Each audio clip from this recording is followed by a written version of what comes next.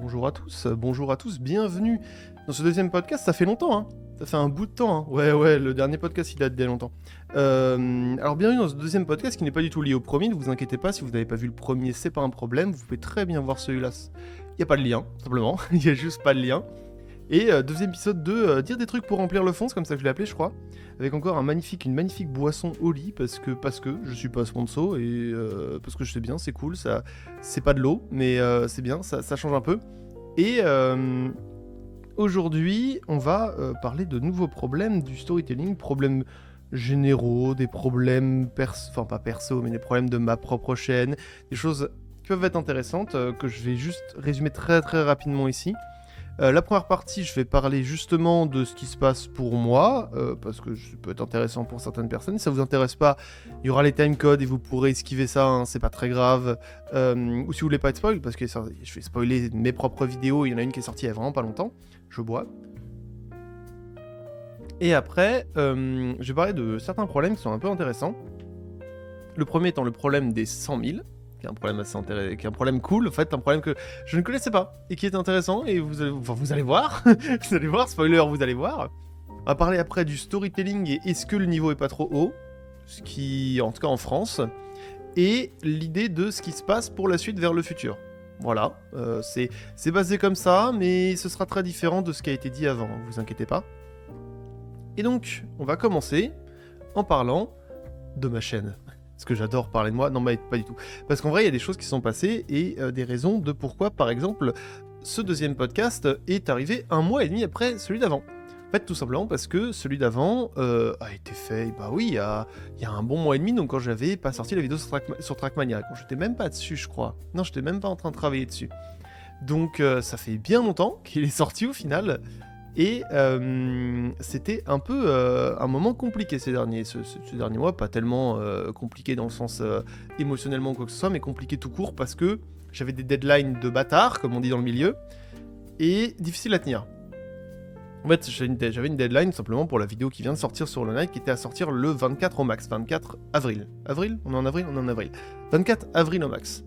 Bon, voilà, et le problème c'est que vous vous rendez bien compte que faut préparer cette vidéo. Donc celle d'avant doit pas sortir trop tard, parce que si elle sort trop tard, j'aurai pas le temps pour préparer celle qui vient de sortir là. Donc la vidéo sur Trackmania est sortie très tard, le 31 mars, alors que celle d'avant était mi-février je crois, parce que j'avais juste pas la motivation. En fait il y a eu des problèmes de... Je peux le dire maintenant vu qu'elle est sortie. Il y a eu des problèmes où en fait avec Combo, on a eu exactement le même sujet au même moment, qui était le speedrun de Mario. Et du coup, vu qu'il était plus avancé que moi, on a mis une semaine un peu à se vraiment parler quoi. Et on s'est rendu compte que il était plus avancé que moi, donc le sujet a été lâché et ça m'a enlevé une semaine déjà. Et après j'ai pu commencer sur mon propre sujet, etc. Retaffer dessus. Donc déjà ça n'a pas beaucoup aidé le fait qu'il y a eu une semaine de flottement où tu sais pas trop ce qui se passe. Et ensuite il y a eu ce petit mois où je me suis dit faut que je fasse une vidéo, sauf que c'est une vidéo sur Trackmania, une vidéo où je parle de gens, et j'aime pas trop parler de gens, à part moi, parce que je m'adore, non mais en vrai c'est parce que, surtout, c'était un sujet qui était un peu, bon voilà, il se passe ça, puis il se passe ça, puis il se passe ça, puis il se passe ça, c'est vu et revu. Et l'idée du sujet, pourquoi je voulais le traiter, c'est parce que il y avait cet aspect, les tricheurs, il y en a beaucoup qui sont devenus des très bons éléments pour la communauté, qui ont triché certes, mais c'est du passé, ils ont appris, maintenant c'est des très bons éléments.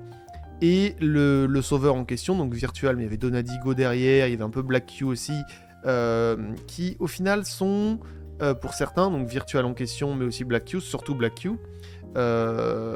qui sont pas si gentils que ça au final, qui sont pas si sauveurs que ça, c'est pas full noir, full blanc. Il y a un peu des deux et c'était intéressant d'en parler parce que voilà, c'est quelque chose qui est un peu différent de ce qui existe et je voulais vraiment baser la vidéo là-dessus. Et c'était une vidéo qui cherchait la merde, sincèrement. Parce que c'est une vidéo où je prends Virtual en défaut sur un truc qui est extrêmement débattu parce que est-ce que c'est de la triche, est-ce que c'est pas de la triche? Moi je considère que c'est de la triche, je vais pas débattre ici de pourquoi, je vais justifier ça pas mal de fois en commentaire et même c'est pas le sujet, on n'est pas là pour ça. Et je savais très bien que j'allais en prendre sur la gueule, donc évidemment que j'étais un peu à reculons pour la faire la vidéo, sans que j'aime pas parler de gens et que j'allais en prendre plein la gueule, voilà. En même temps, personne m'oblige, pourquoi je la fais? Parce que j'ai envie de faire le sujet aussi quand même d'un côté. C'est pas parce que ça me fait un peu aller à reculons que j'ai pas envie de le faire le sujet, c'est juste bon, il y a 2-3 trucs qui me font un peu chier. Et après ça, le 31, la vidéo est sortie, et du 1er avril au 24, j'ai fait littéralement tout mon temps, j'ai pris tout mon temps sur la vidéo sur Hollow Knight. J'ai joué au jeu la première semaine, écrit sur la deuxième, monté sur la troisième. Et quand vous regardez que la vidéo dure 45 minutes, c'est un putain de miracle. C'est un putain de miracle. Si vous savez ce que c'est de faire une vidéo, tapez ça en 3 semaines. Je me jette peut-être un peu des fleurs, mais on est là aussi pour dire les choses qui vont bien et qui vont mal. C'est un putain de miracle et j'en suis très content. Et la vidéo rend bien. Mais, c'est là où j'arrive. Le problème, c'est là où arrivent les soucis. C'est que ces 2 vidéos, je cherche la merde. Trackmania, je vais taper sur quelqu'un qui est un influenceur connu et qui, en plus, bon voilà, c'est un avis personnel sur un truc qui est extrêmement débattu, est-ce qu'il a triché ou pas. En plus de dire du bien des tricheurs, alors que même moi j'aime pas les tricheurs, mais dire du bien dans le sens, bah, ils ont évolué et les sauveurs, eux, n'ont pas vraiment évolué, entre guillemets, les sauveurs, évidemment, c'est pas que ça, blabla, tout ça. Ça, c'est chercher la merde, à la base. Mais Hollow Knight, dire un avis contraire absolu, dans le sens j'aime pas le jeu, voilà pourquoi, l'encenser le jeu pendant 25 minutes et après dire j'aime pas, voilà pourquoi, et qu'est-ce qu'on peut en conclure. Bah ouais, c'est un avis qui est très très... Enfin 90% des gens vont pas être d'accord avec moi. Et l'idée et le but de cette vidéo, c'était d'expliquer objectivement, enfin pas objectivement, mais avec des arguments plutôt, pourquoi ce jeu est selon moi pas bien. Avec des arguments, pas objectivement, parce que justement je peux pas être objectif, c'est littéralement la conclusion de la vidéo. Et ça, bah ça a pas plu. Évidemment que ça a pas plu. Mais ça c'est pas très grave, au max. Tu vois, des gens qui viennent te dire, bah j'ai bien aimé la vidéo, mais je suis pas d'accord avec toi. Mais tellement aucun souci, mon pote, mais vas-y tous les jours, genre y a pas de souci, je m'en fous, tu vois. C'est pas un problème. Les gens qui ont aimé la vidéo, les gens qui ont un avis contraire, mais qui disent, bah je comprends ton avis, mais je suis pas d'accord, pas de souci. C'est pas un problème. Et les gens qui disent, ah trop rigolo, ah moins bien sur ce passage-là, machin, pas de souci. Le problème étant que arrivent ces moments-là, les gens qui vont être pas d'accord avec toi et qui vont dire que si t'es pas d'accord, si ils sont contre, enfin si t'es contre eux, c'est que t'es quand même un sacré fils de pute. Et ça, bah, c'est littéralement la conclusion de la vidéo sur Hollow Knight en plus. Mais c'est un problème que j'avais déjà sur la vidéo sur Trackmania, qui m'a fait un peu évoluer sur la vidéo sur Hollow Knight. Et c'est aussi un problème lié au storytelling. La déification, tout ça, machin, j'en ai parlé dans le podcast d'avant, donc je vais pas en reparler plus. Mais c'est quelque chose que voilà, j'ai eu bien en tête à ce moment-là quand même, hein, de dire, vas-y, il y a des gens qui, dès que t'as un avis contraire, disent, je suis pas d'accord et t'es un fils de pute. Et vous pourrez me dire, bah oui, mais toi, est-ce que tu fais pas pareil? Eh bien, en question, non. Et je vais prendre un exemple, ça me fait bien... C'est un truc qui m'a fait bien rire quand j'ai vu dans les 22 dernières heures, parce que la vidéo est sortie depuis... Hollow Knight est sortie depuis 22 heures depuis que je tourne ça. Mais voilà, il y a quand même 800 commentaires, donc on a quand même un bel avis global. C'est une vidéo qui... Enfin, c'est des vidéos que j'ai déjà vues moi-même en tant que viewer, des vidéos qui ont un avis contraire, et pour autant, bah ça me va. Je vais prendre l'exemple de Durandal. Durandal, je le suis pas mal, c'est un youtubeur cinéma qui est critique du cinéma, qui donne parfois des avis tout court sur un film en mode « Salut à tous, aujourd'hui voici mon avis sur le film qui est sorti hier », ou sinon des longues critiques avec bien argumenté, etc. Et ce mec a un peu le problème... Enfin, problème, soyons d'accord, d'avoir un peu un avis contraire surtout. C'est-à-dire qu'il aime pas Marvel, c'est pas grave, hein, du tout, mais moi c'est quelque chose que j'ai apprécié pendant un peu de temps. Maintenant, depuis Endgame, laissez tomber les gars, non, ça marche plus, on s'en fout, moi je m'en fous perso, mais voilà. Et il y a des choses qu'il apprécie pas, et des choses qu'il apprécie alors que les gens l'apprécient pas. En gros, il a un avis contraire sur un peu tout. Et souvent avec moi, c'est-à-dire que moi par exemple, j'aime bien un film, et je vais voir son vlog, ce qu'il appelle, donc là où il dit salut, je vais vous parler du film d'hier, ou son pourquoi j'ai raison et vous avez tort, qui est un très long résumé de pourquoi il aime pas un film, pourquoi il aime bien, etc., qui analyse bien plus en profondeur. Eh bien, en général, il est pas d'accord avec moi. Sauf qu'il a des arguments viables. C'est-à-dire que vraiment, j'ai bien aimé un film, mais les arguments qu'il oppose, bah, c'est pas faux. C'est vrai, t'as raison, mon pote. Moi, je suis pas... Ouais, je comprends. Mais moi j'aime bien, quand même. Même si ça, tu comprends que... Tu dis que toi c'est de la merde, c'est pas possible, bah moi ça me va. Et ça, bah je l'ai vécu. Donc c'est... Voilà, je sais ce que c'est, tu vois, je sais ce que c'est qu'en tant que viewer. Et j'ai jamais commenté en disant t'es un sacrifice de pute de dire ça. Non, il a raison. Parfois je suis peut-être même pas d'accord avec ses arguments. Mais bon, c'est pas grave, genre heureusement qu'il a un avis différent, et c'est cool aussi de savoir l'avis contraire de pourquoi tu n'aimes pas quelque chose. Parce que moi, ça me permet de changer un peu ma vision de pourquoi j'aime quelque chose, et pas d'être biaisé uniquement par ma tête, qui pense que machin, qui pense que machin, qui pense que machin. Et ces commentaires-là, c'est cool, vous voyez, les commentaires qui disent « Bah moi je suis pas d'accord avec toi, mais j'ai bien aimé la vidéo et je comprends pourquoi tu penses ça, voici mes arguments », bah mec, ok, cool, serrage de main, super cool, moi je suis d'accord avec toi, enfin non, je suis pas d'accord avec toi, justement, mais je te comprends, bah voilà, pas de soucis, mon pote, eh bien, passe une belle journée, j'espère que ça t'a plu, des bisous. Super cool. Le problème, c'est les gens qui viennent te dire, vas-y, comme j'ai dit, tu penses ça, t'es un fils de pute. Et ça, malheureusement, c'est une partie des commentaires. C'est-à-dire que vous pouvez pas empêcher des gens de dire ça. Malheureusement, il y a des gens, il y a des choses, tu leur dis une idée, il y a des gens qui sont en mode, mais mec, non, c'est pas possible, je peux pas te laisser dire ça. Parfois, c'est pour des trucs vraiment graves, parfois, sur des trucs un peu à la con, mais bon, voilà, hein, si vous avez qu'à voir les débats sur le sport, les pains au chocolat, chocolatine, les trucs comme ça, vous savez très bien de quoi je parle, je veux dire, ça choque personne. Ce genre de débat, ça existe partout. Et bien ça, au bout d'un moment, c'est un peu terrible d'avoir régulièrement ces commentaires-là. Pas parce que ça me fait pleurer, t'es en mode « Oh non, c'est horrible, machin, Kevin, il a dit ça !» Non, non, j'en ai rien à foutre, genre ça va, ma vie, je m'en sors très bien avec son avis. C'est juste, quand tu ouvres les commentaires et que t'en as 10, 20, 30, 40, c'est assez répétitif. Tous les commentaires sont au final... Au bout de 800 commentaires, vous comprenez très bien qu'il y en a certains qui sont répétitifs, surtout sur les avis qui sont pas d'accord avec vous. Donc, ouais, mais tu les ouvres et t'es en mode, ouais, mais là, vraiment, vas-y, me faire insulter, c'est chiant. Même si tu les bannes, c'est con, là. T'es en mode, vas-y, je le banne, parfois ça me saoule et je les banne. Mais c'est chiant, t'es en mode, vas-y, j'ai pas envie de lancer ça. Et c'est un peu le problème qu'ont les gros youtubeurs qui ont des avis. Je suis pas un gros youtubeur, je me considère pas comme un gros youtubeur. Mais les vraiment gros youtubeurs, et la plupart ne lisent pas les commentaires ou lisent que les top commentaires. Parce que, bah non, quoi, c'est juste chiant de lire des gens qui, voilà, n'ont pas... Parfois disent de la merde et t'es en mode, ouais, non, c'est chiant. Et c'est pour ça que les j'aime et les top commentaires donnent au moins un avis global sur des commentaires qui sont au moins de qualité ou que les gens définissent comme de qualité parce qu'ils les ont aimés. Et à partir de là, bah, c'est plus simple. C'est quand même plus simple de lire les commentaires, d'avoir un avis global et tu fermes. Parce que lire tous les commentaires, ce que je fais au bout d'un moment, c'est parfois un peu relou. J'en parle extensivement, bien heureusement et malheureusement, dans la vidéo, le jeu que vous comprendrez jamais, de ce souci de tout lire et tout répondre, tu ne peux pas, sinon tu te détruis. Et je lis tout, mais je ne réponds pas à tout. Bon, et je lis pas tout, parce que certains messages sont beaucoup trop longs, et parfois, bon, c'est bon, il y a le message d'avant qui a dit la même chose, donc j'ai compris, t'inquiète. C'est un peu, ouais, au bout d'un moment, un peu relou, et c'est dommage.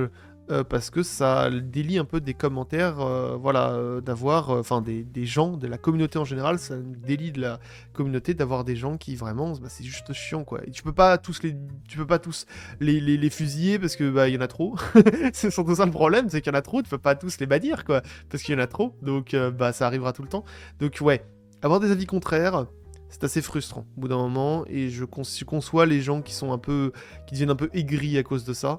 Parce que voilà, t'as toujours des connards qui viennent te dire des trucs, t'es en mode mais mec, c'est bon, calme-toi, c'est un jeu, genre, ok, cet argument je l'aime pas, mais là c'est quand même, ouais, m'insulter et tout, mec, on parle d'un jeu quoi, genre c'est pas grave. Donc bon, c'est un problème. En plus, la vidéo, comme j'ai dit, est-ce que je l'ai dit ici, je sais pas, parce que j'en ai parlé pas mal, mais j'ai sorti en 24 jours, ce qui est un exploit, de l'avoir sorti en 24 jours. En l'ayant joué une semaine, fait la voix, fait l'écriture en une semaine et fait le montage en une semaine, c'est un exploit pour 45 minutes. Vraiment, c'est très difficile de faire ça. Si vous avez déjà fait des vidéos, c'est vraiment très difficile. Je me jette des fleurs complètement, mais voilà, je fais ce que je veux, bienvenue. Mais surtout parce que là, sur ce coup-là, c'était vraiment très difficile. Et c'est un problème de temps qu'il faudrait que je fasse gaffe.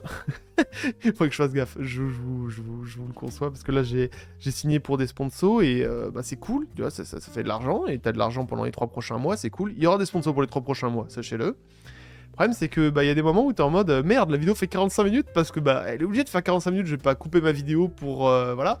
Et t'es en mode putain comment je vais faire. Et ouais bon. Du coup, il y a surtout des problèmes techniques dans la vidéo, c'est-à-dire qu'il y a des moments où ça cut mal la voix, il y a des articulations qui partent mal, des mots qui sont mâchés, machin. C'est pas ouf. Même moi, je le vois, je suis pas con, les gars, je le vois. Mais ouais, c'est un problème de temps, et malheureusement, c'est comme ça. Faut que je fasse plus attention, mais c'est difficile parfois quand t'as pas trop l'idée de à quel point tu peux en parler, de juste... dire, pas signer une sponsor en disant oui, la vidéo fera 30 minutes, t'en as aucune idée, elle fera peut-être 1 heure, 45 minutes, mais je me démerde pour que ça fonctionne. Pardon, et ça a fonctionné. Et c'est bien, c'est suffisant, je suis content, moi je suis content. Bien que ça a été dur, il faut que j'arrête. Il faut que j'arrête de créer ces problématiques de temps, parce que ça crée des vidéos qui sont pas parfaites. En tout cas, dans l'exécution, dans le montage, dans l'écriture, ça aurait pas tellement changé. Et que j'ai 30 jours pour la faire, 24 ou 21, l'écriture aurait été plus ou moins la même. Même si j'ai cut 2-3 trucs. J'aurais voulu parler de plus de choses, mais ouais, non, c'était pas assez intéressant, pas assez machin, et ça me prenait trop de temps, donc il y a 2-3 trucs qui ont été cuts sur la vidéo sur Hollow Knight, voilà, c'est une info. Peut-être que j'en parlerai un peu plus en détail sur un truc spécial pour parler de cette vidéo, parce qu'il y a plein de trucs dont j'aurais parlé, dont j'ai pas discuté. Mais voilà, au moins vous avez l'idée que c'est un problème de temps et qu'il faut faire gaffe à ça, voilà, je pose ça là. Les gars, signez pas les sponsors trop rapidement, parce que sinon vous allez vous retrouver sur des problématiques de temps qui vont vous faire bûcher sa mère. Parce que la vidéo, bah voilà, j'ai taffé... pendant 6 jours d'affilée, j'ai taffé 12 heures dessus. Tous les jours, de montage. Tous les jours. Ce qui est un truc de psycho, hein, faut pas faire ça. Moi, je le fais, parce que bon, ça va, je connais mes limites. Mais ouais, quand même, enfin, faites gaffe. Bref. Sur ceci, j'ai suffisamment parlé de ces deux problématiques-là. J'aimerais parler d'un autre problème dont j'ai pas discuté ces derniers temps, qui est un problème de riche, tout simplement, littéralement. Littéralement, en tout cas pas riche en termes d'argent, que j'appelle le problème des 100 000. Alors, on va se poser 5 secondes, et on va parler. La question, souvent, c'est pourquoi vous faites des vidéos? Si vous faites des vidéos, pourquoi vous en faites? Parfois, c'est juste parce que vous voulez partager une passion, parfois, c'est parce que vous voulez en vivre, parfois, un peu des deux, et moi, c'est un peu des deux. C'est-à-dire que bah, c'est une passion, j'aime beaucoup faire ça, voilà, c'est cool, malgré les légers soucis, les trucs que ça fait, parfois c'est chiant, c'est stressant, machin. En fait, ce que les gens comprennent pas spécialement, c'est que c'est un boulot qui ne s'arrête jamais, beaucoup de gens le disent, et parfois c'est un peu chiant. Je dirais pas que c'est dur, parce qu'il y a plein de boulots qui sont difficiles, tous les boulots sont difficiles, quoi qu'il en soit, genre, voilà, mais c'est un boulot qui est un peu chiant parce que tu passes ton temps à vraiment taffer sur un truc et prier pour que ça fonctionne. De toute façon, tu peux pas tester, donc vas-y, go, on lance et on prie. Et c'est un peu... Ça fout une pression qui est pas ouf. Bref. L'idée étant, pourquoi vous faites des vidéos? Et en général, quand tu fais des vidéos, bah t'en fais une, souvent par passion. Tu sors ta première vidéo parce que c'est un kiff. Puis tu te rends compte quand même que ça prend du temps, hein, au bout d'un moment. Surtout quand tu améliores la qualité, parce que petit à petit, tu améliores la qualité, tu fais plus d'animations, plus de choses, fais attention à certains détails, machin. Et au bout d'un moment, bah, il faut plus que juste la passion. Parce que c'est cool, mais surtout si tu veux en vivre, il faut un objectif. Certainement un objectif de sponsor, ce que je pense est une mauvaise idée, parce que être un objectif d'argent en tant que tel n'est pas une bonne idée. Mais souvent, il y a l'objectif classique, qui est l'objectif des 100 000 abonnés. C'est pas non plus une excellente idée en tant que telle, parce que tu peux pas contrôler les gens qui s'abonnent, mais au moins, voilà quoi, ça permet d'avoir un cap, quelque chose. Et il faut savoir que quand tu arrives à ces fameux 100 000 abonnés, bah le prochain objectif tu l'as pas. Hein, c'est-à-dire que t'arrives à 100 000. Bon, ta vie change pas spécialement, hein, t'as un trophée, c'est super cool, et puis ça fait quand même un peu quelque chose d'avoir 100 000 personnes. Tu fais waouh, c'est 6 chiffres, c'est quand même énorme, tu vois, et t'en auras pas 7, hein, 7, 1 million, ça commence à être compliqué, quoi. Donc bon, 6 chiffres, t'es en mode waouh, c'est cool tout ça, et l'objectif est rempli. Maintenant, c'est quoi l'objectif? Parce que là, on a un truc où, ok, tu fais ça par passion, mais il y a maintenant, c'est quand même un truc qui augmente énormément en qualité, donc c'est parfois un peu un job, hein, c'est bon, t'es obligé de faire des vidéos de bonne qualité, donc t'es obligé un petit peu de te forcer parfois, parce que bah, c'est chiant, et dès que tu veux sortir quoi que ce soit, bah faut de la bonne qualité, qui est un problème que je vais reparler dans la prochaine partie, parce que voilà, vous allez très vite vous allez très vite comprendre pourquoi quand j'en parlerai. Et c'est un peu compliqué d'avoir un nouvel objectif. Est-ce que c'est un objectif de vue? Bah ouais, compliqué, mais tu contrôles pas ça. Moi, si les gens savaient la méthode qui fait fonctionner, j'adorerais, tout le monde adorerait l'avoir, que ce soit en musique, au ciné, tout ce que vous voulez. Même, j'avais lu un livre, faire un film en question. J'en lis pas beaucoup, je vais être honnête. C'est ma ref, et il a pas 10 000, hein, mais, c'est un réalisateur très connu, j'ai plus son nom non plus.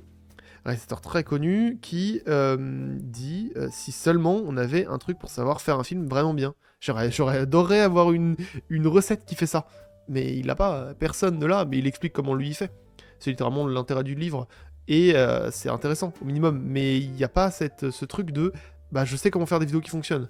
Je sais faire des vidéos qui font des vues. Des vidéos qui fonctionnent vraiment bien, bah ouais, oui, un peu, oui, ça va. Mais ça fait pas tout.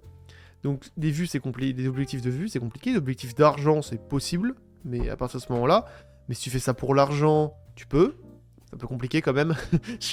Au bout d'un moment, là, c'est quand même un boulot de passion, hein, en partie. Hein, c'est un boulot où qu'il faut aussi kiffer ce que tu fais. Parce que ça doit se ressentir. En plus, quand tu parles, quand tu machin, faut pas que tu te fasses chier, quoi. Donc, c'est un peu le problème, c'est à partir de 100 000, c'est quoi l'objectif? Et à cette question, je n'ai pas de réponse. Parce qu'en fait, déjà, ne serait-ce qu'un truc, l'objectif d'abonnés en question, bah à partir de 100 000, le prochain, c'est quoi? C'est 200, 500, 1 million? C'est loin, quand même, hein. Et ce qui est drôle, c'est que à partir de 100 000 abonnés, t'oublies... Enfin, je regarde moins les abonnés. Et c'est pas la première personne qui dit ça. Donc, bon, déjà, il y a un problème d'objectif que je n'ai toujours pas résolu, hein. Je vais être sincère, je n'ai pas d'objectif personnel. C'est-à-dire que, bon, je fais des vidéos parce qu'il faut en faire, parce que j'aimerais en faire, et j'en fais une par mois. Mais c'est bizarre d'avoir son objectif. C'est vachement étrange. Pour ceux qui ont vraiment eu ça, il y en a très peu, et probablement assez peu qui écoutent ça. Mais c'est difficile. Il y en a certains qui en ont parlé. Je sais que j'avais tombé sur une vidéo de l'ONLV, je crois, qui parlait de ça, justement. Et c'était intéressant de voir que je suis pas seul. Il y a d'autres personnes qui m'ont raconté un peu ça, qu'à un moment, t'as un problème d'objectif. Et que bah, c'est important au final l'objectif, et que, voilà, c'est un souci, je pose ça là, je n'ai pas de réponse à ça, mais c'est un problème qui existe, et ça crée aussi un autre problème au bout d'un certain moment, c'est que je regarde et je vois pas mal de gens qui ont beaucoup moins d'abonnés, qui se lancent, qui machin, etc., qui ont 20 000, 30 000, 40 000 abonnés, ce qui est beaucoup, hein, soyons honnêtes, c'est beaucoup. Mais il y a un problème au bout d'un moment quand t'es à 100, 120, 150, 300, 500 000, etc., c'est que la scale est complètement différente. Quand t'es entre 0 et 100 000, la majorité du temps, ce que tu veux faire, c'est essayer d'en vivre. Quand t'es à 100 000, si tu t'es bien démerdé, t'en vis. C'est-à-dire que t'en vis. Mais... Donc c'est un peu compliqué parfois de parler à certaines personnes qui ont un objectif complètement différent. Toi, t'en vis, et ta question c'est... Qu'est-ce que je continue? Qu'est-ce que je fais? Comment je peux améliorer mon contenu? Est-ce que je peux faire d'autres choses? Et des questions qui sont plus du tout monétaires. C'est pas une question de faut que je sorte une vidéo pour augmenter en abonnés, pour avoir des sponsors, pour avoir machin. C'est déjà le cas. Maintenant, il y a d'autres questions qui se posent, des questions de but, des questions un peu moins, on va dire, uniquement monétaires ou uniquement terre à terre. Et du coup, c'est très bizarre de discuter avec des gens qui ont moins d'abonnés, parce que, entre guillemets, c'est particulier de dire ça, hein, je sais, mais j'espère que vous comprendrez, t'as pas du tout les mêmes objectifs avec les gens. Donc c'est étrange de parler avec d'avoir des discussions, parce qu'il y a des choses qui sont en mode... Putain, je fais que 250 000 vues, fais chier, tu vois, c'est un peu ça, tu vois. L'autre mec, bah, tu fais, bah ouais, moi j'aimerais bien essayer de vivre, quoi. Donc, vous comprenez ce genre de discussion un peu étrange que ça crée? Et à partir pas de ce palier, mais ça commence à peu près à partir de là, c'est un peu compliqué de discuter avec des gens, en fait, qui font les mêmes choses que toi, et qui auxquels tu peux avoir des discussions vraiment intéressantes avec les mêmes problématiques. Je veux dire, par exemple, au-dessus de moi, au-dessus de ce que j'ai, il y a Combo, Ego, The Great Review. Il y en a plus peut-être, mais je les connais pas énormément. Maintenant, j'en connais pas mal du coup, parce que bah voilà, je regarde un peu ce qui se fait. Mais il y en a pas de manière gigantesque des personnes. Donc c'est un peu difficile parce que c'est parmi les seules personnes qui ont, entre grosses guillemets, avec une scale différente, les mêmes problématiques. En mode, qu'est-ce que tu fais de cet argent? Comment tu peux améliorer ta chaîne alors que maintenant, bah, tu en vis, tu fais des bonnes vues, et puis les gens disent c'est trop cool, machin. Comment t'améliores, comment tu fais machin et tout. Et ouais, c'est un truc qui te rend, du coup, au bout d'un certain moment, ça te rend un petit peu plus seul, en fait, dans ce que tu fais, un peu plus seul dans tes décisions, un peu plus seul dans machin, parce que c'est bon, maintenant, tu sais ce que tu fais, t'as ta propre patte, mais il faut savoir la changer un peu à chaque fois, et bah tu peux pas aller demander à quelqu'un à côté, parce que quelqu'un à côté, lui, il a sa propre patte aussi, et puis bon, bah voilà, c'est bon, vous faites peu ou prou la même chose, c'est pas évident. Donc voilà, c'est un problème que je pose ça là, qui en plus évolue avec le fait que quand t'arrives à ce genre d'abonnés, les gens commencent à te foutre une giga pression, une pression de bâtard, comme on dit dans le milieu. C'est-à-dire que si ta vidéo elle est pas de super bonne qualité, les gens t'en veulent. Et c'est un peu compliqué. Parce que t'es en mode, bah à la base, moi je faisais des vidéos par passion. En fait, pourquoi je suis arrivé à là? Parce que j'ai fait des vidéos par passion, aussi parfois parce que je voulais le faire. J'évolue et j'arrive à un moment où les gens commencent à dire, mec, c'est ton travail, donc maintenant il va falloir que tu fasses vraiment ça parfaitement. Mais gars, moi si j'ai envie de faire un truc à la con, je peux le faire, non? Mais sauf que les gens, en général, la plupart des gens disent non. Alors ça vient aussi du créateur en lui-même, hein, qui quand même, il y a la propre pression du créateur est suffisante pour vraiment se dire merde, faut que je fasse ces choses bien, etc. Mais il y a de plus en plus la pression des gens qui disent maintenant t'as une chaîne, t'as une vidéo de qualité, faut pas que tu déçoives. Et c'est justement là que je veux parler parce que c'est assez intéressant. C'est surtout un argument qui me permet de faire une transition vers le prochain point, qui est le storytelling. Est-ce que le niveau est pas trop haut? Je vais m'expliquer. En gros, le storytelling, vous l'avez vu, c'est une mode. Enfin, c'est une mode, c'est au moins une vague. Peu importe comment vous le voyez. Et c'est quelque chose qui a évolué assez vite. Au bout d'un an, quand même, on est passé de personnes qui ont 0 abonnés ou 100 000, parce que par exemple, si je prends Combo, il avait 100 000 abonnés, quelque chose comme ça. Moi, j'en avais 20 000, et Combo Ego, n'existait pas, tout simplement. C'est plus simple, hein. Enfin, un an et quelques, un peu plus d'un an, hein, presque 2 maintenant. On est passé de ça à des chaînes qui ont, Ego, il vient de passer les 700 000, Combo a passé les 500 000, moi j'ai passé, là j'en suis à 132 000, 133 000, et j'ai 2-3 vidéos qui ont vraiment fonctionné ces derniers temps, ce qui est assez impressionnant, mais bref.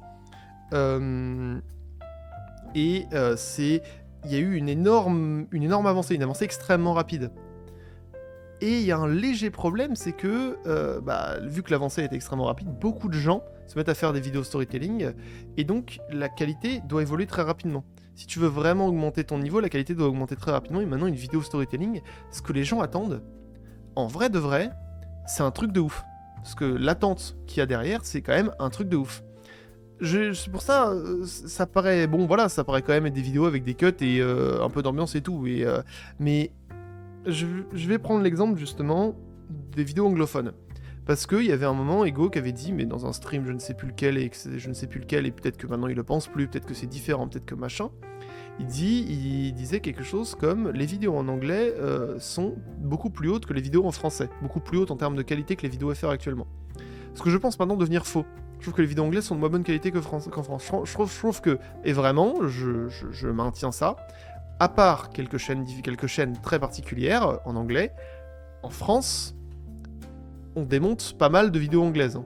En termes de qualité, voilà. Je parle pas de moi, hein, je parle du général. Parce que moi, je vais pas parler que... Je suis pas en mode « Hey, moi je défonce tout le monde ». C'est pas l'idée, mais vous comprenez bien que, en majorité, si vous voyez des vidéos anglaises, il y a des vidéos qui font parfois des millions de vues, alors que le mec n'a absolument aucun charisme en termes de voix, vraiment. Il y a certaines vidéos que j'aime bien en anglais, mais putain, vraiment, je suis désolé, quoi. C'est pas un problème juste de t'as pas de charisme, c'est pas de chance. C'est juste, t'essaies pas, quoi. Il y a vraiment des mecs qui sont en mode bonjour à tous, bienvenue dans cette vidéo. Aujourd'hui, on va parler de l'histoire complète de Cookie Clicker.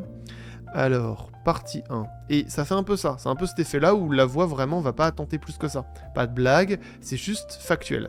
C'est un peu ce qu'on appelle les vidéos essais en anglais, des vidéos qui durent plusieurs heures, qui sont en général vraiment, je dirais pas assez cheap, mais bon, ça va pas plus loin que juste de la recherche pure. C'est juste voici un travail, et c'est tout.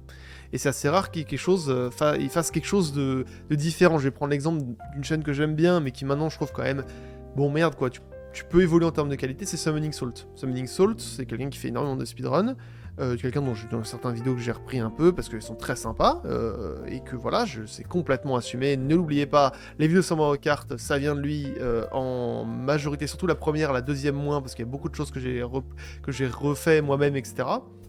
Et que y a eu de l'évolution depuis qu'il en avait parlé, mais en général ça vient de lui. Et ce truc c'est que ce mec en question, si vous allez le voir, Summoning Salt, Summoning comme invoquer et Salt comme sel, vous allez vite voir que la qualité, ouais ça va, mais c'est pas non plus un truc de fou. Quand tu vois le mec qui fait des 4 millions de vues à chaque vidéo, enfin entre 1 million et 4 millions, la qualité est pas si folle. Par rapport à ce qui est demandé en France pour juste taper 250 000 vues, bon c'est un autre scale évidemment, mais waouh waouh, genre quand tu vois qu'il faut être en anglais, il faut, je pense, avoir une histoire intéressante et la raconter. Mettre un peu de 3 musiques, machin, etc., mais ça va plus loin. En France, je trouve que maintenant, par rapport à ce que les gens comme The Great Review, Combo, Ego, moi, il y a Sgoat par exemple, il y a iGameDev, il y a d'autres gens, mais j'ai pas plus de rêves que ça là qui me viennent en tête. Faut donner de l'émotion, faut donner des bonnes musiques, faut donner un texte qui est très intéressant. Donc un texte qui est recherché, c'est pas juste voici partie 1, partie 2, partie 3. Faut vraiment que ça se voit pas, que t'aies pas de partie, que machin, qu'il y ait un peu des moments un peu épiques, parfois des moments un peu moins épiques, des moments machin, etc. Qu'il y ait un montage stylé, qui ait une conclusion intéressante, une intro qui accroche vraiment.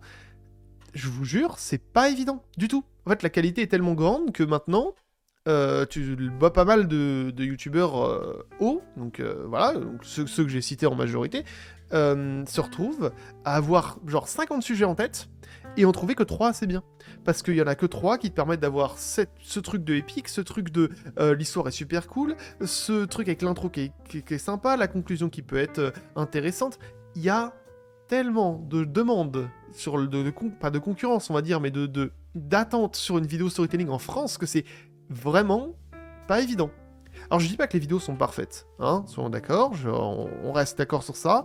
Il y a des vidéos, bon voilà, les vidéos sont bien, mais on n'est pas sur un film non plus, hein, faut pas déconner. Mais par rapport, par exemple, en anglais, qui est en général le truc qui est en général un peu le but de tout le monde, bah, il n'y a pas beaucoup de chaînes qui réussissent à faire aussi bien, et pour autant il y en a beaucoup qui fonctionnent, et les attentes ne sont pas aussi hautes.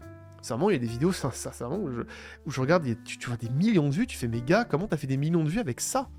Je sais pas que c'est nul, c'est juste que t'es en mode, mais par rapport à ce qui est demandé, par exemple en France, waouh. Genre, vraiment, waouh. Le niveau est pas du tout le même. Et non seulement qu'en plus, en France, il y a une pression, comme je dis, des commentaires, où tu vas très très vite, si tu essaies de faire des vidéos de qualité, bah, il n'y a pas 10 000 manières de faire. Hein. Il n'y a pas vraiment 10 000 manières de faire, et ce qui est déjà fait est déjà trusté par pas mal de gens. Et on arrive vite à des comparaisons ultra abusives, que je vois énormément de gens, sur énormément de personnes qui ont peu d'abonnés, des comparaisons de Ego de Wish, Combo de Wish, Combex, Egox, tu vois, ce serait des très bons noms, ça, sincèrement. Mais c'est un peu comme il y avait quelqu'un qui avait fait une chaîne de parodie de trash qu'il avait appelé Troche. Et je trouve ça trop cool, genre de nom. Et c'est des comparaisons, pardon, du coup, assez abusives, dans le sens où le mec raconte une histoire, essaie de donner de l'émotion, etc. C'est Ego ou c'est Combo. Et c'est ultra dur parce que les gens demandent non seulement la qualité que j'ai donnée avant, là, que j'ai exprimée avant, mais en plus que chacun ait sa patte. Et ça, putain de merde, c'est pas du tout évident. Je pense qu'il n'y en a pas énormément qui peuvent le faire. Et c'est difficile vraiment d'être un peu dans ce milieu-là, d'un storytelling où le niveau demandé et la concurrence du coup qui est vraiment haute. Déjà parce que c'est assez démotivant pour certains sujets, parce que tu te dis oh j'adorerais parler de ce sujet mais c'est super dur. J'y crois pas en fait. Voilà, il y a des gens par exemple, Ego en question a sorti une vidéo sur le jeu de la vie. Et ça s'appelle, pour la plupart des créateurs qui font du storytelling, si vous le savez, ça s'appelle avoir des couilles gigantesques. Parce que le mec, il vient de faire une vidéo sur Faker, il fait une vidéo sur l'e-sport, et d'un seul coup il fait on va parler d'un truc complètement random, ultra scientifique, avec des règles assez de base, mais qui est quand même pas ultra épique, et je vais faire une vidéo entière là-dessus. Allez, force. Non, t'évites. Si quelqu'un me dit ça, tu vas dire t'évites. Au moins, ce qui est le point positif avec sur Ego et par exemple ou Secret Review, c'est que eux peuvent sortir à peu près n'importe quoi, ça marchera. Parce qu'ils ont un peu cet effet d'aura qui est ce qu'elle est et qui a ses problèmes aussi, mais qui leur permettent au moins de tenter des trucs et de voir que ça fonctionne. Si par exemple, moi pendant longtemps, j'ai beaucoup réfléchi à faire une vidéo sur l'algorithme de la racine carrée inverse rapide. Long, le titre, hein, il est long. Hein. J'ai réussi à le dire du premier coup, et ça, c'est pas forcément totalement évident quand tu l'as pas en tête et qu'il faut continuer à parler pendant ce temps. Et c'est une vidéo que j'aimerais bien faire parce qu'elle parle un peu de jeux vidéo, parce qu'elle est intéressante, mais qu'elle est ultra mathématique. Et je suis en mode, ouais, mais c'est compliqué, t'es sûr que ça fonctionne, etc. Et je suis pas sûr de le sortir whatever. Hein. C'est-à-dire que même si là, j'étais en mode, ouais, mais si Ego fait une vidéo qui fonctionne sur ce machin, ouais, mais c'est pas la même chose. C'est-à-dire que les gens ont déjà... c'est un peu ce genre, de mecs du stand-up qui viennent sur une scène et les gens applaudissent déjà et rigolent déjà alors que le mec n'a rien fait, tu vois. C'est un peu... Le public est déjà ok, tu vois. Ça leur va déjà. Peu importe ce que tu fais. Et ça, c'est... Ouais, c'est pas forcément totalement le cas pour tout le monde. Et ça, du coup, c'est difficile de faire de ce type de vidéo, de changer vraiment de vidéo, parce que la pression est telle, et tu peux pas tellement te foirer, parce que sinon tu vas te faire un peu taper sur les doigts. ouais, le niveau du storytelling en général fait que ça devient parfois un peu trop haut et que certaines idées, certaines choses ne sont pas tentées et pas faites par les plus grands parce que il y a trop de peur de prendre un backlash d'enculé. Encore plus que, il y a un souci de storytelling, c'est que les vidéos storytelling fonctionnent. Et sincèrement, on vit en termes de personnes qui font du storytelling dans une anormalité absolue. Une normalité qui est, moi, un flop. Pour mes vidéos, un flop, c'est faire moins de vues que d'abonnés. C'est-à-dire que moi, chaîne à 130 000 abonnés, si je fais 130 000 vues, je me pends. C'est quand même un truc de fou, hein, genre, quand on y pense. Quand vous regardez l'immense majorité des chaînes sur Internet, non, elles font moins de vues que d'abonnés, et c'est normal. Si vous regardez Squeezie, si vous regardez... Bon, Cyprien, peut-être pas. Si vous regardez MrV, par exemple, c'est un cas particulier. Des vidéos qui marchent extrêmement bien. Et encore, parce que je pense qu'il y a des vidéos qui font moins de vues qu'il y a d'abonnés. Et en storytelling, c'est si tu fais moins de vues que t'as d'abonnés, c'est une vidéo de merde. Mais ça, peu importe si t'as 10 000, 20 000, 50 000, 100 000, 500 000 ou 700 000 abonnés. Ouais, non, vraiment, c'est assez rare à les regarder. J'ai pas pris ces chiffres au hasard, hein, il y a des gens qui y sont liés. La plupart des vidéos font plus de vues que d'abonnés. Et ça, c'est un truc où ouais, c'est vachement bizarre. C'est-à-dire que dans storytelling, on ne connaît pas l'échec. C'est rare. Dans les grandes chaînes, tu connais pas l'échec. Donc t'as encore plus peur que ça arrive. Parce que si ça arrive, tu sais pas ce qui se passe. Alors qu'il se passera rien, sur l'accord. Une vidéo qui flop, bon, on s'en fout. Mais ça n'existe pas. Vous regardez Ego, vous regardez Combo, vous regardez moi. Il y a peu de vidéos où ça marche vraiment pas du tout. Où t'as une vidéo qui fait 2000 vues, ou 10 000 vues, ou 50 000 vues. Ce qui est bien déjà, hein, mais on est dans une telle anormalité qu'on a peur de l'échec. Non seulement il y a une peur de l'échec, mais en plus une peur de perdre ce statut qui est vraiment les gens cliquent parce que c'est du storytelling. Et c'est tellement une peur que ça fait que, d'un côté, et c'est un peu un problème aussi, les meilleurs, enfin les gens qui ont le plus d'abonnés, ne sont pas forcément les meilleurs à ce qu'ils font. Dans le sens où ils vont pas chercher à trop changer, par peur en fait, tout simplement. Ce qui, immense respect à Ego pour ça, il veut changer. Enfin, en tout cas, de ce qu'il a dit actuellement sur Twitter et de sa dernière vidéo, il y a une envie de changement. Ce qui est quand même ultra couillu, parce que c'est pas du tout quelque chose qui est... Non, non, c'est chercher la merde. C'est vraiment chercher la merde. Et force, et peut-être que ça fera changer les choses aussi de mon côté, peut-être que je changerai, peut-être que enfin je sortirai cette putain de vidéo sur l'algorithme de la racine carré inverse rapide, parce que ce serait trop cool. Et peut-être que ça enlèverait la pression qu'il y a actuellement, que tout le monde grimpe très vite, tout le monde doit faire des vidéos de plus en plus de qualité, les gens attendent de plus en plus de qualité, et c'est uniquement franco-français. Quand on regarde en Angleterre, comme je dis, dans les pays machin, US machin, c'est pas le cas. Beaucoup de vidéos font des très bonnes vues sans être un truc de fou. Et d'un côté, même moi je trouve que par exemple, je fais pas un montage monstrueux. Si vous regardez mes pistes de montage, c'est juste littéralement, il y a une musique, il y a une voix off et il y a des cuts. C'est tout. Je mets extrêmement rarement des effets de montage parce que c'est tellement important d'avoir une bonne écriture et une bonne musique que c'est pas très grave. C'est pas très très grave de ne pas avoir un montage de fou. Et souvent les montages de fou, soyons honnêtes, on va être d'accord, ça fait 38 minutes que vous êtes là, normalement, voilà, on va se mettre d'accord, la majorité des bons montages sur internet, c'est tous les mêmes. Soyons d'accord. Les effets whoosh, les textes avec du feu, les flous, les flous qu'il peut y avoir à certains endroits, les espèces de petits montages avec des images qui n'ont rien à voir, mais avec plein d'effets pour essayer de faire croire qu'elles ont à voir.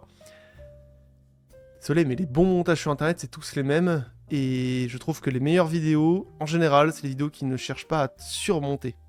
Ne serait-ce que par exemple, genre du grenier, qui certes a quand même des trucs un peu fous, mais n'ont pas des effets de montage de texte qui s'affichent, de fou, etc., de whoosh, de machin, de sound d'effects monstrueux, etc. Il y en a quand même beaucoup moins par rapport à certains youtubeurs qui en font vraiment beaucoup. Qui en font vraiment, vraiment beaucoup trop. Et du coup, on va déjà arriver au dernier point, parce qu'au final, je pense que là, on a déjà bien étalé sur l'idée du storytelling qui est trop haut niveau, enfin, qui est un niveau un peu trop, ou en tout cas qui a des attentes un peu trop hautes.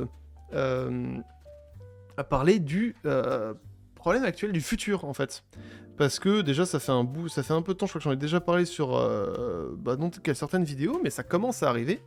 Je vais réexposer rapidement ce que je voulais dire, ce que j'avais déjà dit, qui est que Le storytelling étant une vague, il y a eu les gens, oh merde, comment on appelle ça, les premiers à avoir fait ça, je ne sais plus exactement comment on dit, je n'ai plus le mot en tête.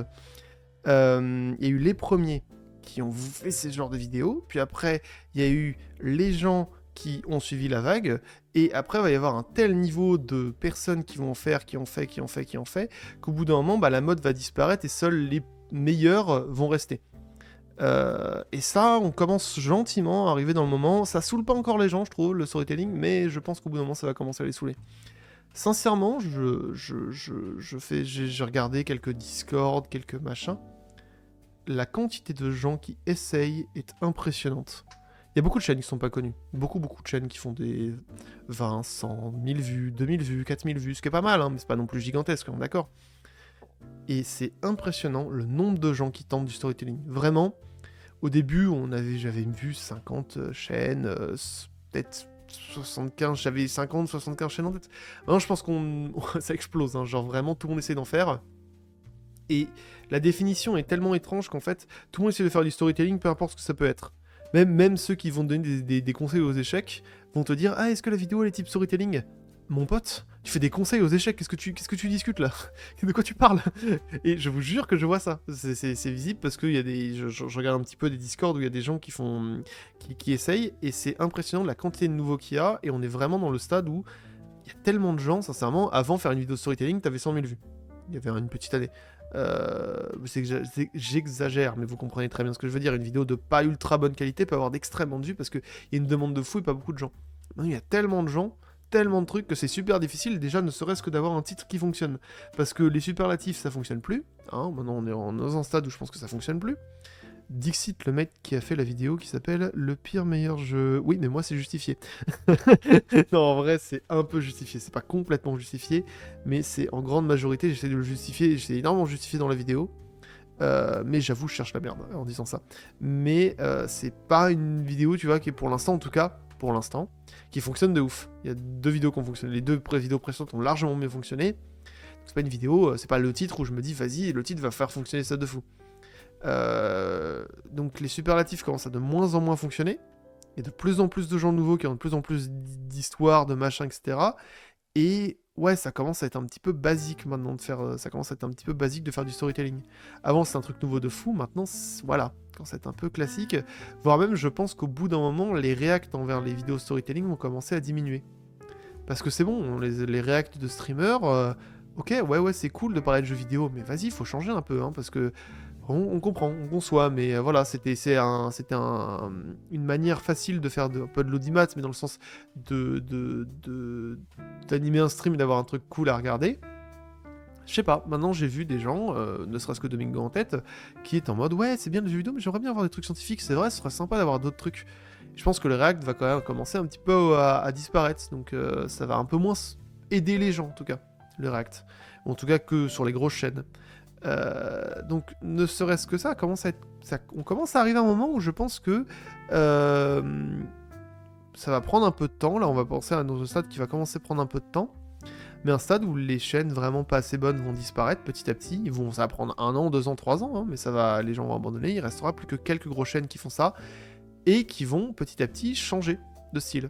Parce que ça se voit, hein, je veux dire, ne serait-ce qu'Ego, ça se voit, c'est un changement de style, parce que c'est bien de raconter l'histoire des jeux, mais les gars, c'est plus suffisant, je veux dire.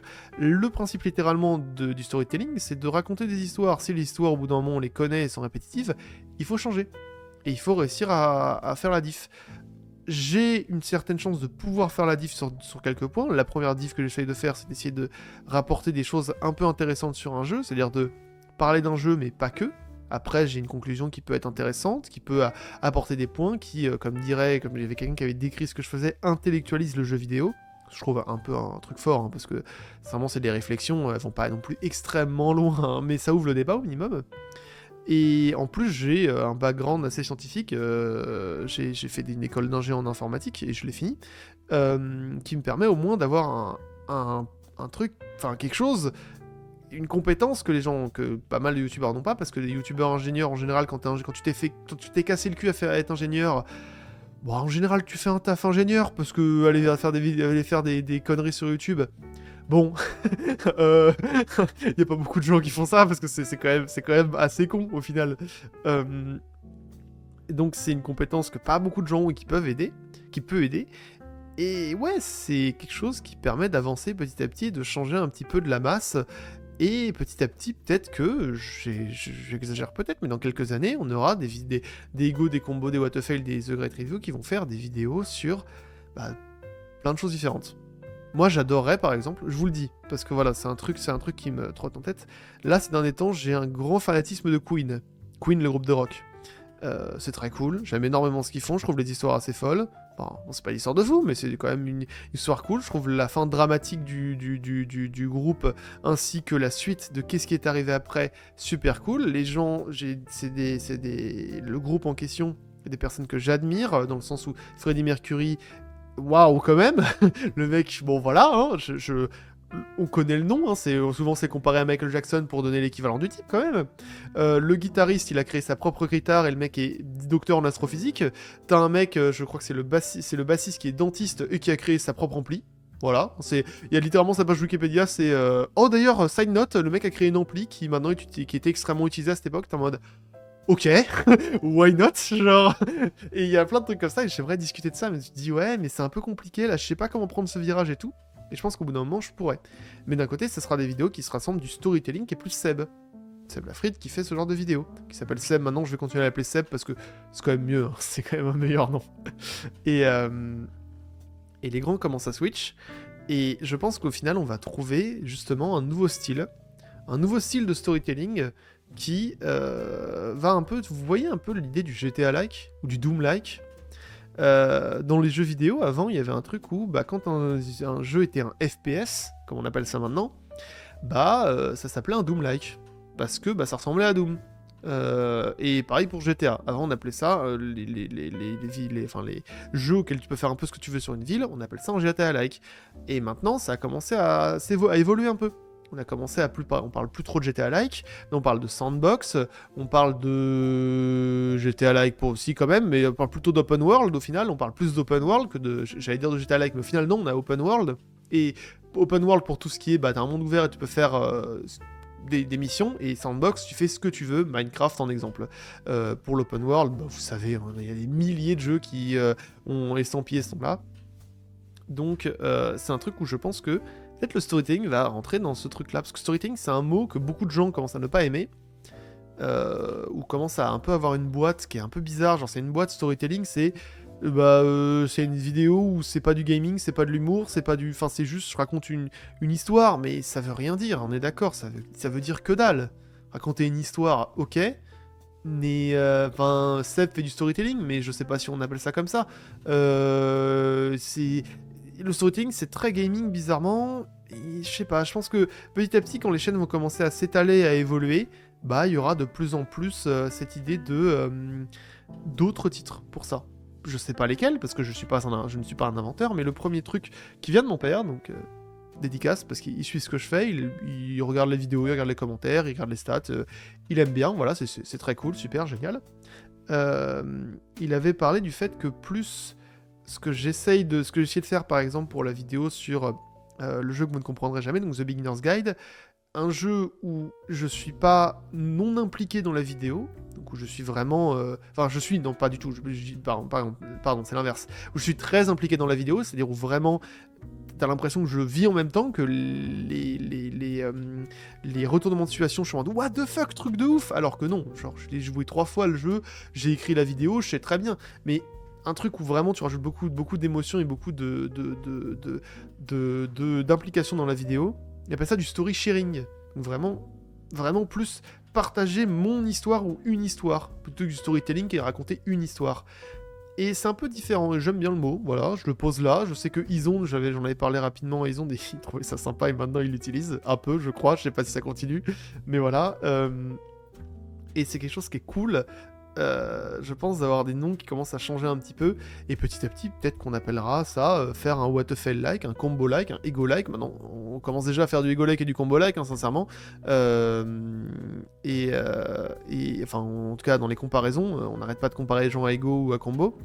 Et je pense que ça va être des types de vidéos différents. parce que les gens ont commencé à s'étaler, parce que le storytelling, ça commence à être un truc... Voilà, il y a un feeling de... ça pue. Le futur, on sait pas de quoi il est fait, et c'est une charge mentale réelle. Et je vais peut-être finir là-dessus, parce que je vais finir sur ça, parce que j'ai envie d'en parler quand même, parce que merde. Parce que je me rends compte que faire des vidéos, c'est quelque chose que je voulais toujours faire. J'ai toujours voulu faire ça, c'est toujours cool, etc. Voilà. Mais c'est un métier pas évident, parce que c'est un métier qui n'a pas de vacances et qui a une charge mentale assez folle. C'est-à-dire que, si ok, faire des vidéos, faire le guignol, machin, etc., c'est facile. Là, on parle quand même de vidéos qui commencent à pas se professionnaliser d'un côté, mais qui quand même ont cet aspect très calculé. Écriture, voix off, montage parfois musical. C'est quelque chose qui est quand même... Voilà, c'est pas forcément totalement évident. On fait pas juste salut à tous, on se retrouve aujourd'hui pour jouer à je sais pas n'importe lequel de jeu. J'ai pas d'exemple au secours, c'est quoi cette répartie. On n'est pas à ça. On est plus sur un truc où vraiment on trouve un sujet, on le creuse un peu, on essaie de trouver les trucs qui peuvent vraiment être impactants et tout. Et ça, bah, c'est un taf quand même, ça reste un taf qui est plus dur que juste faire des stories sur Insta ou je sais pas, faire comme j'ai dit du gaming rapidement, mais qui est quand même moins difficile que certains tafs. Mais il y a quand même cette partie compliquée de ce travail qui est tout reste dans ta tête. Imaginez vraiment, je vais vous donner un peu l'idée. Vous avez forcément un taf, ou peut-être pas, mais c'est pas grave. Au max, vous en avez peut-être eu un jour, au minimum. C'est déjà ça. Ou pas, mais merde, aussi, vous cherchez merde. Non, mais vous avez forcément fait des études, vous avez forcément fait un truc comme ça. Un truc stressant, un truc qui demande de l'implication, et qui fait un peu peur quand même. Et c'est quand même mieux quand on est ensemble, vous voyez. C'est quand même un peu plus sympa quand vous êtes devant la machine à café, et vous dire « Putain, qu'est-ce que ça me casse les couilles de faire ce projet ?» Que vous soyez en études, que vous soyez en tant qu'employé. C'est un truc que vous avez forcément au moins un peu vécu. Ce truc où c'est cool de partager avec quelqu'un. Vas-y, la prof, elle casse les couilles. Vas-y, le boss, c'est chiant. Vas-y, ce projet, il me saoule. Oh, j'ai un quantité de taf super relou. Mais mec, toi, t'as pas l'impression qu'il y a un manque de but dans ce qu'on fait? Enfin, je sais pas, je me sens un peu... Voilà. Vous voyez ce genre de choses? Vous voyez ce genre de discussion? Eh bien, quand tu fais des vidéos, t'en as pas. Et c'est probablement le plus dur et ce qui manque le plus. C'est que t'as personne à qui discuter de ce que tu fais. Moi, je peux pas, par exemple, parler à mes parents des problèmes que de me dire « Ouais, mais écoute, je suis pas sûr que ça va continuer à fonctionner. Et puis, l'idée de vidéo que j'ai, je sais pas, est-ce qu'elle marche vraiment? Est-ce que tu penses que la musique est bonne? Est-ce que tu penses que, ouais, ce moment-là, il marche bien? Est-ce que tu penses que j'en vais pas m'engueuler sur ce point-là? Est-ce que la miniature va fonctionner, etc. » La grande majorité, même si tu parles à des gens qui font la même chose que toi, en tout cas en storytelling, c'est rare, très rare, parce qu'il n'y en a pas beaucoup déjà, comme j'ai dit, c'est difficile de parler avec des gens qui ont les mêmes problématiques que toi, quand tu arrives à un haut niveau, entre grosses guillemets, restons d'accord, et bah c'est que les gens peuvent pas dire oui ça va marcher, parce qu'ils en ont aucune putain d'idée. Comme moi, je n'ai aucune putain d'idée quand quelqu'un dit ouais, est-ce que ça c'est bien? Bah oui, moi je trouve ça bien, mais peut-être que ça n'a pas du tout marché, quoi. Peut-être que tu te rends compte qu'au fait, pas du tout. En fait, c'est de la merde, genre, parce que les gens attendent pas ça. Et c'est super difficile de, ne serait-ce que déjà, de parler à des gens qui sont la même chose que toi, parce qu'il y en a très très peu, mais en plus que tu te sentes vraiment un peu compris dans tes problèmes, parce que chacun a ses problèmes et ils sont un peu différents en général. Et c'est un truc qui est assez horrible, parce que vraiment, c'est des choses où il y a des jours où t'endors pas, c'est des moments où tu fais, putain, est-ce que ce que je fais, ça va marcher, quoi? Est-ce que, je fais un bon choix? Est-ce que c'était une bonne idée de faire ça? Est-ce que je suis en train de faire de la merde parce que je fais pas cette idée alors que vraiment il faudrait peut-être la faire? Peut-être quelqu'un va me la choper. C'est une charge constante où tu te dis... Voilà, il n'y a pas ce moment où tu te dis 8h, 18h, à 18h tu sors de ton taf, t'en as rien à branler. Non, à 18h ton taf il est toujours là, quoi. Et ça c'est un peu flippant. C'est pas forcément totalement facile de vivre dans un moment où t'es juste en train de stresser toi-même et t'as personne à qui discuter. Et c'est ça dont la plupart des créateurs parlent quand ils parlent de charge mentale, c'est que ils parlent du fait qu'il y a personne à qui discuter, à qui parler de ce qui se passe, et les problèmes en général, ils sont un peu sous-estimés en mode oui, on s'en bat les couilles, mec, t'es connu, c'est bon, tranquille, ça va se passer. Ouais, mais non. Quoi qu'il arrive, que t'aies 1000, 10 000 ou 100 000 abonnés, bah, c'est juste tes rapports en fonction de comment ça fonctionne, de comment toi tu dis ah bah j'ai fonctionné, change en fait. Quand t'as 1000 abonnés, bah tu fais 2000 vues, t'es trop content. Quand t'as 10 000, t'en fais 20 000, c'est trop cool. Et quand on a 100 000, t'en fais 300 000 et c'est trop bien, tu vois. T'es en mode what the fuck, 300 000 vues, truc de fou. Donc c'est un rapport différent. Ne serait-ce qu'un exemple, si Ego ou Combo font mes vues, que moi je considère trop bien, genre 250 000, ils se pendent, hein, genre, voilà, c'est, pour être plus clair, c'est ça, comme, enfin, genre, dans le sens, vraiment, les objectifs sont, certes, différents en termes de chiffres, mais les pensées restent les mêmes. Est-ce que ça va fonctionner? Si ça fonctionne pas, qu'est-ce que je fais? Et je n'ai pas de deuxième tir, je tire une fois, par mois, parce que c'est ça, hein, la plupart des vidéos, c'est tu tires une fois par mois et tu pries pour que ça touche la cible. Mais tu n'en as aucune idée si ça va le faire, et il faut attendre. Et parfois t'es en mode 3 semaines plus tard, t'es en mode ça n'a pas marché, et bah nique, hein, je peux rien faire. Et c'est une charge mentale un peu constante, parce que chaque mois, bah, c'est ton salaire que t'envoies à chaque fois quand même, hein, chaque fois t'envoies un peu ton salaire aux gens, et les gens, voilà, peut-être qu'il y a un moment ça a moins bien marché, peut-être qu'à un moment ça a bien marché, tu sauras peut-être pas pourquoi, et c'est encore pire. Donc c'est constamment y penser, c'est constamment y penser à la suite de la vidéo, à machin. Donc prendre des vacances, et c'est The Great Review qui disait ça je crois, c'est extrêmement difficile de lâcher le truc. Et de faire ouais c'est bon, je m'en bats les couilles. Ça arrive, moi j'y arrive un peu, mais franchement, quand t'es dans ton projet de faire une vidéo de l'écriture à la sortie, ça n'arrête pas. Ta pensée reste là-dessus. Et c'est pour ça que chaque vidéo, et beaucoup de gens diront, chaque vidéo se finit toujours dans la douleur. Ça finit toujours dans la douleur, pour la simple et bonne raison que bah c'est tellement de pression constante que quand t'arrives à la fin, déjà t'en as marre parce que ça fait 100 heures que je travaille sur le sujet, on parle de ça, hein. Moi la vidéo sur Hollow Knight, j'ai taffé minimum 100 heures sur le bordel. Bah c'est un truc où t'as tellement de pression, tellement de trucs, quand ça relâche, t'es trop content, sincèrement, vous savez pas ce que c'est, peut-être que vous savez ce que c'est de vraiment avoir une pression d'un mois, etc., de sortir un truc et faire « Yes !» C'est bon, c'est sorti, je m'en bats les couilles de ce que ça va faire. C'est bon, c'est fini. Donc probablement que vous connaissez ça, parce que beaucoup de gens connaissent ça. Il y a pour plein de projets, plein de trucs, plein de machins. Donc en vrai, si vous devez connaître ça. Et bah c'est vivre ça chaque mois, au bout d'un moment c'est éreintant, c'est difficile, et tu peux pas t'arrêter, parce que si tu t'arrêtes, bah voilà, personne pourra te remplacer quoi, hein. T'as pas un médecin qui va... T'es pas comme un médecin, où oui ce sera pas le même, mais c'est bon, la compétence est la même. Non, c'est ta propre compétence. Et c'est une charge mentale qui est pas évidente, c'est quelque chose qui faut maintenir, et voilà, surtout quand t'as des commentaires qui peuvent être assez négatifs, bah c'est pas forcément totalement évident. Ça veut pas dire que je suis en dépression, ça veut pas dire que je suis en train de crever, loin de là. C'est juste, voilà, il y a des jours où c'est chiant, je pense que c'est intéressant de partager. Si vous n'êtes pas d'accord, je comprends, je conçois, voilà, et puis peut-être que vous êtes au même niveau mais que vous ne vivez pas ça. Et c'est super cool, sincèrement, j'espère pour vous, parce que c'est super chiant. Mais voilà, c'est un problème qui existe, qui est de plus en plus donné, qui est moins grave que plein de problèmes de taf, sincèrement, pour avoir vécu des stages ou des trucs où j'en avais marre, ma vie c'était de la merde, et j'en pouvais plus, il y a largement pire. Mais voilà, c'est un problème qu'on parle pas beaucoup, parce que c'est un problème de créatif et qui est assez rare, et qui je pense peut se voir quand pour des gens qui font de la musique, des gens qui font des concerts, ou même du cinéma, qui font des vidéos, voilà, c'est un truc qui est partagé par tous les gens créatifs, et quelque chose qui n'est pas beaucoup discuté, et c'est pour ça qu'il y en a certains qui tombent dans tout ce qui est un peu les trucs qui te permettent d'oublier toute cette charge mentale que t'as. On parle pas des vidéos, on parle pas de gens de vidéos, on parle de stars, machin, etc. Parce que là, c'est beaucoup plus haut niveau et c'est à beaucoup plus haut dose. C'était toute ta vie, c'est ça. Mais c'est aussi la raison de pourquoi il y a des stars qui vrillent, qui partent dans l'alcool, dans le machin, etc. Évidemment, toute proportion gardée, hein, on reste d'accord sur les vidéos. C'est des vidéos, les gars. Je sors de chez moi, hein, c'est bon, tout le monde s'en va les couilles. Mais c'est au moins intéressant de se rendre compte que ce qui est vécu par les gens qui font des vidéos, c'est la petite dose des gens qui sont des superstars au final. C'est juste la version petite dose qui est beaucoup moins grave, qui est beaucoup moins embêtante. Mais voilà, au bout d'un moment, ça peut créer des choses vraiment un peu graves. Donc c'est toujours intéressant d'en parler. Peut-être que vous vivez ça, et dans ce cas-là, force à vous. Et prenez des pauses, les gars. Puis prenez de l'altitude. Genre, votre vie ne va pas s'arrêter si jamais ça marche pas, hein. Je dis ça alors que même moi aussi je me chie dessus si jamais ça marche pas, mais ma vie ne s'est pas arrêtée pour autant.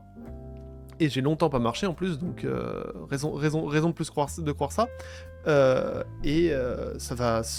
va bien se passer, quoi qu'il arrive. Ça va bien se passer. Ça va bien se passer. Bref, sur ceci, j'ai déjà parlé 1 heure, ça va faire 1 heure pile. J'ai essayé de parler de problèmes intéressants, de choses que voilà, qui viennent en tête. Il y a d'autres idées que j'aimerais apporter à un moment, etc. Mais c'est déjà pas mal, je pense. J'ai dit de la merde, j'ai dit des trucs random, j'ai parloté pour pas grand chose parfois, etc. C'est un podcast, c'est le principe. J'espère au moins que ça vous aura plu. Et puis on se retrouve je ne sais pas quand. Moi, au minimum, on se retrouve vers le 20-30 mai, parce que j'ai une sponsor à ce moment-là pour une prochaine vidéo. Et sur ceci, à un prochain podcast. Et des bisous.